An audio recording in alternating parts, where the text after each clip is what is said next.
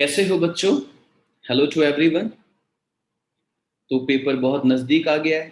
मुझे लगता है बहुत बेचैनी होगी, एक्साइटमेंट भी होगी, क्या होने वाला है एंड ऑल। पर मुझे कई बार लगता है तुम लोग कुछ ज़्यादा ही सोचने लगते हो, बहुत ज़्यादा थॉट प्रोसेस में चले जाते हो। चलिए कुछ आपके एग्ज़ाम से पहले ज़रूरी बातें करते हैं। काफ़ी कॉल रिसीव कर रहा हूँ, कल भी परसों भी बहुत सारे बच्चों के कॉल आए और सबकी एक जैसी हालत है।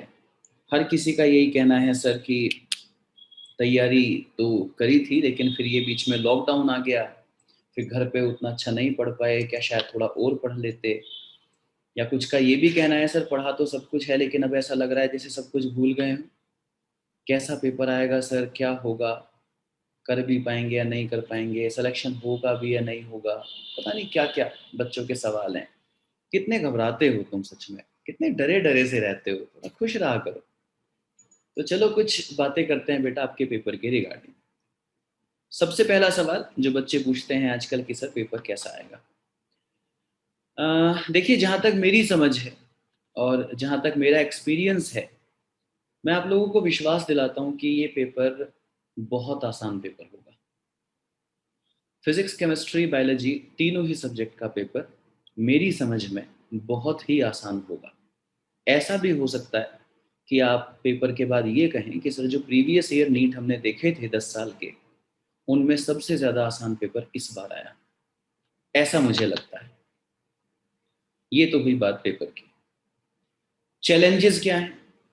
देखिए बेटा, जब भी पेपर इजी होता है ना, तो सबसे ज्यादा इंपॉर्टेंट होता है आपकी एक्यूरेसी। आपकी एक्यूरेसी बहुत ज्यादा मैटर करेगी, क्योंकि अगर पेपर मुश्किल आता है तो ऐसा पेपर दो तरीके के बच्चों को अलग कर देता है। वो बच्चे जिन्होंने पूरे साल बहुत मेहनत करी है, कंटेंट को पढ़ा है, समझा है, दिन रात पढ़े हैं, और वो बच्चे जो थोड़ा कम पढ़े हैं, थोड़े केयरलेस रहे पूरे साल, इनको अलग कर देता है टफ पेपर। ऑब्वियसली पढ़ने वाले बच्चे ही सेलेक्ट होते हैं। लेकिन बच्चों जब पेपर आता है आसान, तो ऐसे केस में बढ़ जाती हैं सिली मिस्टेक्स। आसान पेपर में सिलेक्शन के लिए आपकी बॉडी लैंग्वेज, आपकी पर्सनैलिटी बहुत मैटर करती है। अगर आप ऐसी पर्सनैलिटीज में हैं कि जल्दी से घबरा जाते हैं, आप बहुत प्रेशर फील करते हैं, तो ये आपके लिए बहुत चैलेंजिंग हो सकता है। और ऐसे बच्चे जो एकदम मस्त रहते हैं, खुश रहते हैं, वो बच्चे ऐसे पेपर में बहुत फायदा उठाते हैं। पेपर बहुत इजी आएगा बच्चों। लास्ट मिनट अगर तुम मेरे से फिजिक्स में टिप्स पूछोगे तो मैं कहूंगा कि stop looking at everything and just revise your formulas and all. सिर्फ और सिर्फ फॉर्मूले रिवाइज करो बस। किस क्वांटिटी की क्या डायमेंशन होती है, क्या यूनिट होती है, बेसिक फॉर्मूले क्या हैं किसी चैप्टर के, किसी भी चैप्टर की बेसिक सोल क्या है, वो चैप्टर किस बारे में बात करता है। आप अपने सामने एनसीईआरटी को रखें, उसके पेजेस को अपने सामने से पलटें। ये डायग्राम जो आया थियोरी में, ये डायग्राम किस बारे में है, ये टेबल जो यहाँ पे बनी हुई है, टेबल किस बारे में है, देखो ये फॉर्मूला जो लिखा है, उस फॉर्मूले पे टिक लगाओ कि हाँ ये फॉर्मूले में किस सिंबल का क्या मतलब है। पूरे साल अगर कोई फॉर्मूला चार्ट बनाया हो तो बहुत काम आने वाला है, बहुत ज़्यादा बेनिफिट देने वाला है। और अगर नहीं भी बनाया है तो एटलीस्ट किताब को अपने सामने से ऐसे निकालिए। खास तौर से आप मॉडर्न फिजिक्स को, मैग्नेटिज्म एंड मैटर जो चैप्टर होता है उसको, और जो यूनिट्स एंड डायमेंशन वाला चैप्टर है उसको, एटलीस्ट इन चैप्टर्स को तो आपको एनसीईआरटी से देखना ही चाहिए। याद रखिएगा कि मॉडर्न फिजिक्स में जो आपका सेमीकंडक्टर ऑनवर्ड्स जो पोर्शन है वो अब सिलेबस का हिस्सा क्योंकि नहीं है, तो मैं ऐसा मानता हूँ, मेरी समझ ऐसी है कि ये उसमें से पेपर नहीं देंगे। और अगर उसमें से कुछ क्वेश्चंस आएंगे भी तो वो शायद सेक्शन 2 में आ जाएं, जिससे कि वो चॉइस में निकल सके, ऐसा मुझे लगता है। तो बच्चों फॉर्मूले रिवाइज कीजिए, फालतू की बातें रिवाइज करना बिल्कुल बंद कर दीजिए, और ऐसा मुझे लगता है तीनों ही सब्जेक्ट में कीजिए, क्योंकि पेपर सच में बहुत आसान आने वाला है। ऐसा ही है, मोटा मोटा सा मतलब आपको सब कुछ आता होगा। अगर आप लोगों ने अपने सिलेबस को एक बार भी पढ़ा है तो आपको सब कुछ आता होगा, आपका सब कुछ सुना सुना सा होगा। महत्वपूर्ण ये है, इंपॉर्टेंट ये है कि आपको जब जरूरत पड़े तो आपका ब्रेन आपको आंसर दे दे। तो पूरी बात को अगर मैं समराइज करूं तो मुझे ऐसा लगता है कि आपके लिए सबसे ज्यादा इंपॉर्टेंट ये है कि आप अपने ब्रेन को बिल्कुल स्टेबल रखें पेपर में। और ब्रेन स्टेबल कैसे होगा? उसके लिए क्या करें? सबसे पहली बात, स्टॉप जजिंग योरसेल्फ। अपने आप को ना जज करना बंद करो। आप इंटेलिजेंट हो, एवरेज हो, बिलो एवरेज हो, इस बारे में जजमेंट जरा बंद कर दो। कम से कम अपने संडे तक तो बंद करो, अपने पेपर तक तो बंद करो। उसके बाद अगले दिन अपने नेचुरल बिहेवियर पे चाहे वापस आ जाना। ये मत सोचो मैं कैसा हूँ, मैं इंटेलिजेंट हूँ, या मेरे से नहीं होगा या नहीं होगा। सबसे पहले तो ये सब बंद कर दो। ये तो पहली टिप्स है मेरी तरफ से। और दूसरी बात, पेपर के बारे में सोचना बंद कर दो।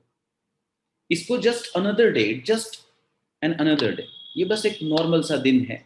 जाइए अपने जैसे टेस्ट देते हैं ऐसे टेस्ट दीजिए। देखिए दिमाग से निकाल दीजिए कि ये आपके जीवन का कोई बहुत महत्वपूर्ण दिन होने वाला है। इस सब चीज को अपने दिमाग से निकाल दीजिए बेटा।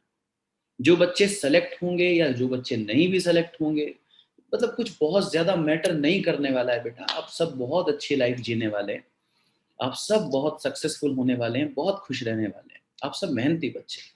जो भी बच्चे कंपटीशन की तैयारी करते हैं, कंपटीशन देते हैं, ये सब बहुत अच्छे बच्चे होते हैं। ये सब फाइटर्स होते हैं। फाइटर्स का कैरियर हमेशा अच्छा होता है, इनकी लाइफ हमेशा अच्छी होती है। कुछ को पहले राउंड में ही कुछ मिल जाता है, कुछ को दूसरे राउंड में मिलता है, किसी को अगले मैच में मिलता है। लेकिन अगर मैं कह रहा हूँ वो किसी भी फील्ड में जाएगा लाइफ में, a fighter is always a fighter.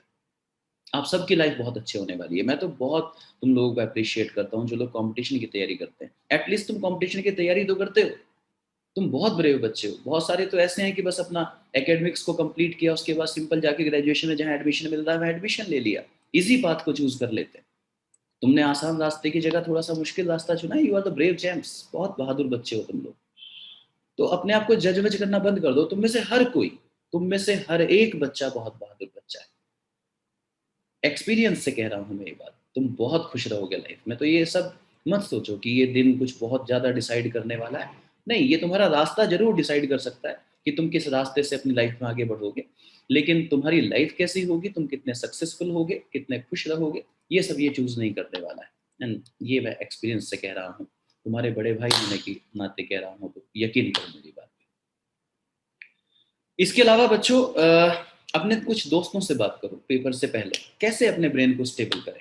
अपने कुछ फ्रेंड्स से बात करो, लेकिन वो फ्रेंड्स नहीं जो तुम्हारे साथ इसी कंपटीशन की तैयारी कर रहे हो। नहीं तो तुम लोग वापस फिर इसी टॉपिक पर डिस्कशन करने लगोगे, कैसा पेपर आएगा, कैसे करना है एंड ऑल, है ना। तो ऐसे दोस्तों से बात करो जो शायद तुम्हारे 10th क्लास में, 8th में, 9th में फ्रेंड्स थे।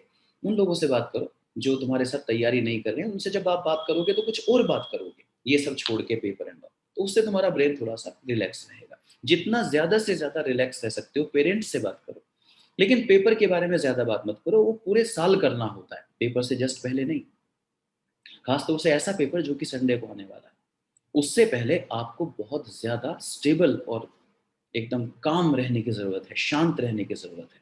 अपने मन को शांत रखिए एकदम, ज्यादा मत बेचैनी फील कीजिए, ठीक है। हाँ, अपनी सेहत का थोड़ा सा ध्यान रखिए। ये बहुत जरूरी है कि पेपर वाले दिन आप एकदम फिट हो, आपको एनर्जी फील हो, आप लेजी फील ना कर रहे हो, है ना, आप थके हुए ना हो, आपको कोई बीमारी ना हो, बुखार ना हो, जुकाम ना हो। ये सब बहुत इंपॉर्टेंट है। तो क्या चीज़ें खाने से आप ठीक रहते हैं, क्या चीज़ें खाने से आप बीमार हो जाते हैं, सबका थोड़ा ध्यान रखिए। कुछ खाइए पिए एक दो दिन, कुछ म्यूजिक वगैरह सुनिए, एक दो कॉमेडी शो देखिए, खुश रहिए, ठीक। इसके अलावा बच्चों कुछ और एक दो बातें अब पेपर पे कर लेता हूँ। देखो, क्योंकि इस बार थोड़े सवाल ज्यादा आने वाले हैं, तो एक चैलेंज जो है वो पेपर का टाइम मैनेजमेंट होगा। क्योंकि ये ह्यूमन बिहेवियर है। अगर तुम मुझे भी 50 क्वेश्चन दे दोगे करने के लिए और कहोगे सर चेक ओनली 45 ही होंगे, आपको 45 सर्कल करने हैं, तो ये ह्यूमन बिहेवियर है। शायद मैं भी 50 के 50 अटेम्प्ट करूंगा और उसके बाद सर्कल कोई 45 करूंगा। ऐसा ही होगा, सब ऐसा ही करेंगे। तो इसीलिए जब आप पेपर को अगर जैसे बायोलॉजी से शुरू करेंगे तो आप 100 क्वेश्चन अटेम्प्ट करके फिर 90 को सर्कल करेंगे। ऐसे ही आप केमिस्ट्री में 50 क्वेश्चन अटेम्प्ट करके 45 को सर्कल करेंगे। इसका मतलब ये हुआ कि अगर हम हर साल के कंपेयर में बात करें तो 10 सवाल बायो में एक्स्ट्रा और 5 सवाल केमिस्ट्री में एक्स्ट्रा, मतलब 15 सवाल आप एक्स्ट्रा सॉल्व करेंगे, उसके बाद आप फिजिक्स में आएंगे। नॉर्मली जब आप उतने ही सवाल 90 बायो में और 45 केमिस्ट्री में करते थे, तब भी बहुत कम बच्चे 1 घंटा 10 मिनट फिजिक्स के लिए निकाल पाते थे। और इस बार तो आप 15 क्वेश्चन एक्स्ट्रा करेंगे, तो इसका मतलब फिजिक्स के लिए मुझे लगता है 50-55 मिनट या मैक्सिमम 1 घंटा आप लोग निकाल पाएंगे। तो इसलिए बहुत ज़्यादा चांस है इस बात का कि लास्ट में बहुत सारे बच्चों का फिजिक्स का पेपर छूटेगा, है ना? तो मेरी तरफ से एडवाइस ये है बच्चों की, आप शुरुआत से ही इस बात को दिमाग में रखिएगा कि पेपर थोड़ा लेंदी है। ये पहले ही दिमाग में होना चाहिए कि पेपर लेंदी है, तो मुझे स्पीड बना के रखनी। एक और बात है, ये 1-2 साल बच्चे सिर्फ ऑनलाइन ही तो पढ़े हैं। ये 2 साल से जो कोरोना बाबा आए हुए हैं, इन्होंने कहाँ पढ़ने दिया है ढंग से। तो ऐसा नहीं कि तुम्हारे साथ ही दिक्कत है, सबके साथ दिक्कत है। तो बच्चे सभी मतलब ऐसे ही पढ़े हैं। तो इसलिए अगर पेपर जैसा भी है वो सबके लिए वैसा ही है, तुम्हें उस पर सिचुएशन में बहुत अच्छा परफॉर्म करके आना है। तो इसलिए सभी इतने कॉन्फिडेंट नहीं होंगे कि बस ये ही सही है या ये गलत है एंड ऑल। सबकी सिचुएशन तुम्हारे जैसी ही होगी, जैसा तुम्हारे मन में हलचल होगी ऐसे ही सबके में हलचल होगी। तो इसलिए बेटा शुरुआत से ही अपनी स्पीड बना के रखो। शुरुआत में ही मान लो कि पेपर थोड़ा लेंथी है, स्पीड से चलो। एक टिप ये भी है मेरी तरफ से कि ऐसा आप कर सकते हो, लेकिन लास्ट मोमेंट पे अपनी स्ट्रेटेजी आप चेंज करो, ऐसा मैं कभी नहीं कहूंगा कि लास्ट मोमेंट पे आप स्ट्रेटेजी बदल दें अपनी। आई नॉट से दैट। तो एक टिप है कि जैसे सेक्शन 1 जो होगा बायो का, केमिस्ट्री का, फिजिक्स का, उसमें तो ऑप्शंस नहीं है, मतलब उसमें तो सारे क्वेश्चंस कंपलसरी।